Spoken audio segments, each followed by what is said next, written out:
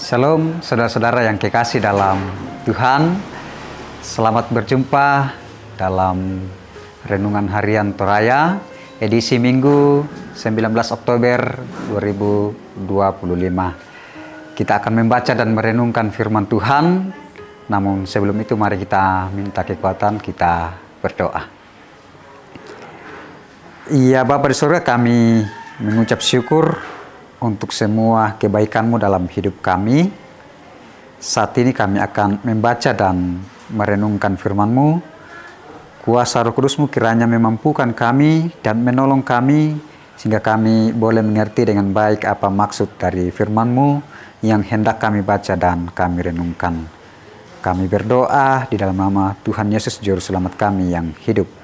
Amin. Firman Tuhan yang akan kita baca dan renungkan saat ini, Mazmur pasal 129 ayat 1 sampai ayat 8. Harapan akan kelepasan dari kesesakan, nyanyian siara. Sudah cukup mereka menyesakkan aku sejak masa mudaku. Hendaklah Israel berkata demikian. Sudah cukup mereka menyesakkan aku sejak masa mudaku, tetapi mereka tidak dapat mengalahkan aku. Punggungku dilukai para pembajak, mereka memanjangkan alur bajak mereka. Tetapi Tuhan itu adil, Ia memotong tali-tali orang fasik. Biarlah semua orang yang membenci Sion dipermalukan dan dipukul mundur. Biarlah mereka seperti rumput di atas soto yang menjadi layu sebelum dicabut, yang tidak digenggam tangan penyabit atau dihimpun oleh penuai.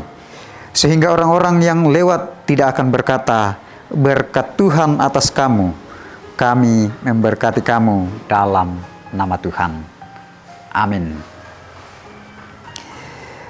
Tema perenungan kita ialah kekuatan pengharapan. Batulan bahasa Toraya nakua matoto ma ranwanan. Saudara-saudara, semua orang tentu pernah mengalami pergumulan hidup, mulai dari yang dianggap ringan sampai yang dianggap paling berat. Bagi mereka yang tidak memiliki pengharapan yang kuat, tentunya akan mengalami keputusasaan dan kekalahan. Sebaliknya, mereka yang berpengharapan teguh tidak akan pernah mengalami kekalahan, sekalipun mereka mengalami penderitaan atau kesakitan. Pengharapan ini menjadi kekuatan untuk tetap tekun dan tabah menjalani hidup dengan sebuah keyakinan bahwa badai pasti akan berlalu. Pengharapan yang teguh hanya dimungkinkan jika dibangun di atas dasar yang kokoh dan tidak tergoyahkan. Pengharapan inilah yang dibicarakan dalam pembacaan firman Tuhan hari ini. Sebuah pengharapan yang dibangun di atas dasar yang kokoh dan tidak dapat digoyahkan oleh siapapun dan kuasa apapun. Pengharapan yang dibangun di atas Tuhan adalah Israel. Dasar pengharapan ini jugalah yang memunculkan refleksi luar biasa bahwa sekalipun Israel merasakan penderitaan namun tidak mengalami kekalahan.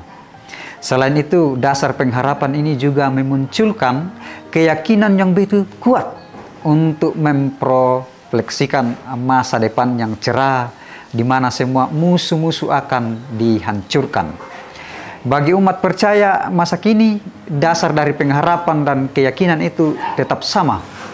Sekalipun percaya mengalami pergumulan dan penderitaan, mestinya mereka terus tekun dan tabah menjalani kehidupan dan menjalankan misi Allah dalam Yesus Kristus bagi dunia ini.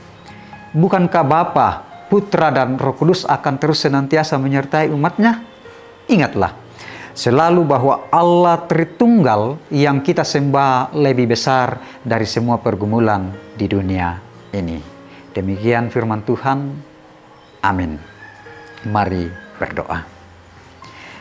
Kami bersyukur atas kesempatan ini ya Tuhan. Kami boleh membaca bahkan merenungkan firman-Mu.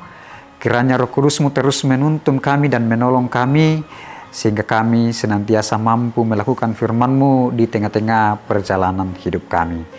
Lanjutkan pemeliharaan-Mu dalam kehidupan kami Tuhan. Biarlah damai sejahtera-Mu terus menaungi kami semua. Dalam nama Yesus kami berdoa dan mengucap syukur. Amin.